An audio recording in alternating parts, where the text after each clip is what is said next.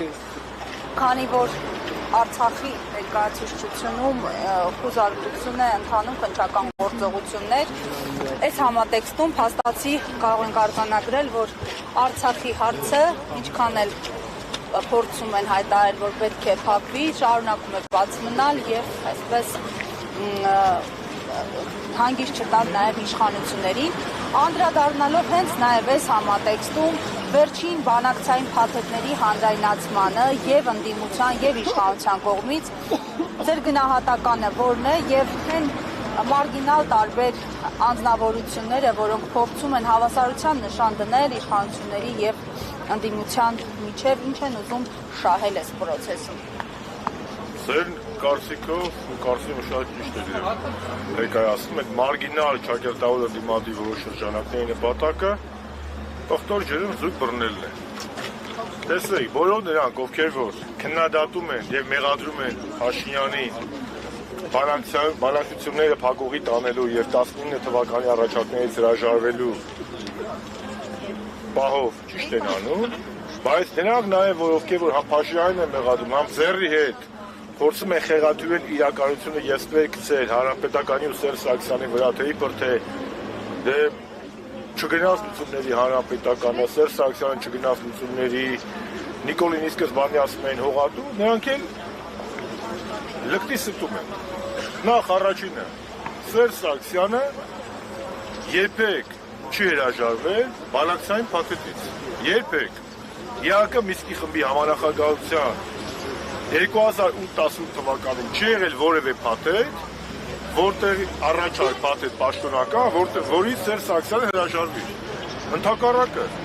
դրանից հրաժարվել է Ադրբեջանը եւ 16 թվականի ապրիլին դրա մասին խոսեց պարոն Լավրովը, Ռուսաստանի արտգործնախարար, 16 թվականի պատերազմից հետո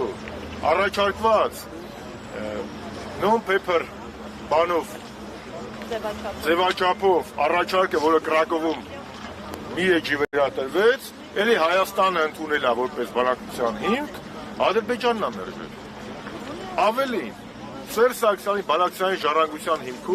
հիմքի վրա Նիկոլ Փաշինյանին 19 թվականին առաջարկվեց փաստաթուղթ, որից հրաժարվել է հենց Նիկոլ Փաշինյանը։ Դրա մասին էլ 21 թվականի հունվարի 13-ին ասել է Ռուսաստանի համանախագահ Պապովը։ Հետևաբար բոլոր նրանք, ովքեր որ փորձում են հավասարության նշան դնել եւ կներեք այս բանից համար հերթական կեղտոտ մուտիտը տարածել, թե իբր Հանրապետականն ու Սերժ Սարգսյանը կառուցողական փոխիչումային տարբերակից հրաժարվել են, նրանք նենգաբար ստում են ու նիկոլական թեզերն առաջ քաշում։ Պաշտոնապես հայտարարում եմ,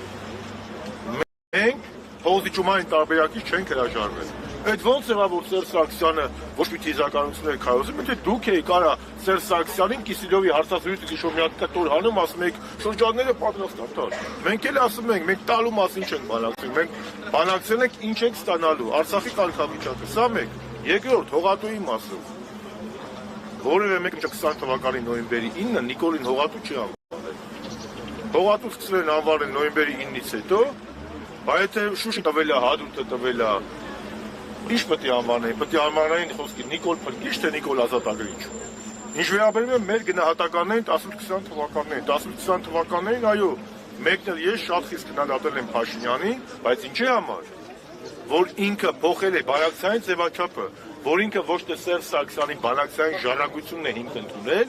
իսկ Սերժ Սարգսյանի բանակցային ժառանգությունը դա համանախագահ երկրների առաջարկներն էին, այլ ասել ես սկսում եմ իմ զրոյական կետից։ Բայց քննադատեի, իսկ այդ գործիչներից մեկը որ պարլամենտում էր, քննադատում էր այդ ժամանակ։ Այո, իսկ երբ որ մենք ասում ենք, որ Լավրովը ասում է, որ առաջարկություններ ենք ներկայացնել, իրանք չեն կանոնում ասում, մենք մեր արտգործնախարարին ու վարչապետին վստահում ենք։ Իսկ նոյեմբերի 9-ից հետո էլի վստահեցիք, իսկ երբ որ Լաչինը հասնում է, մենք ասում ենք Լաչին ինչու է հասնում, ասում եք դա է միջազգային տրամաբանության այլընտրանքը։ Հիմա Լաչինն էլ հասնեց։ Ամբողջ Արցախն էլ հանձնեց, միջազգային տալիս է։ Հետևաբար մեր քննադատությունը Նիկոլ Փաշինյանն ուղղված է եղել մի բանի համար, որ ինքը 18-20 թվականներին միտումնավոր հենց առաջի օրը մայիսի 9-ին Արցախում փորձել է խեղաթյուրել բանակցային ձևաչափը եւ ուլտիմատում ներկայացնել համանախագահ երկրների ղեկավարներին, դուք պատկերացնում եք Տրամպի, Մակրոնի մեկ էլ Պուտինի դեմքը, երբ որ մարդիկ հեռուստացույցից են իմանում, որ Նիկոլ Փաշինյանն ասում է ֆորմատը պետք է փոխվի, մինչև Ղարաբաղը չմասնակցի, ես բանակցությունների պատրաստ չեմ, պատկերացնում եք այդ մարդկանց դեմքը, երբ որ Նիկոլ Փաշինյանը 19 թվականի հունիսի Պաշտոնական առաջարկներին 2019-ի օգոստոսին հայտարարում է Արցախը Հայաստանը եւ վերջ։ Մենք քննադատել ենք Նիկոլի ապակառուցողական լինելու, սուպեր կեղծ հայնասիրական լինելու, ոչ մի թիզական լինելու մեջ։ Այո, հանրապետականը քննադատել է, բայց քննադատել է այդ դիրքերից, ոչ թե փոխզիջումների։ Մենք ընդհակառակն ասել ենք, որ դու պետք է բանակցային փաստաթուղթը, այն ինչ որ քեզ ժառանգություն մնացել է Սերժ Սարգսյանից, դա պետք է հիմք ընդունես, այլ ոչ թե ասես, ես դեռ պետք է համանախագահները ասեն, ես ընդունեմ թե չընդունեմ։ Սա է ամբողջ խնդիրը։ Եվ այդ իմաստով բոլոր այն գործիչները, ովքեր որ փորձում են հավասարության նշան դնել, թող մի հատ նայեն իրանք 18-20 թվականներին, պատերազմից հետո ինչպիսի դիրքորոշում են ունեցել,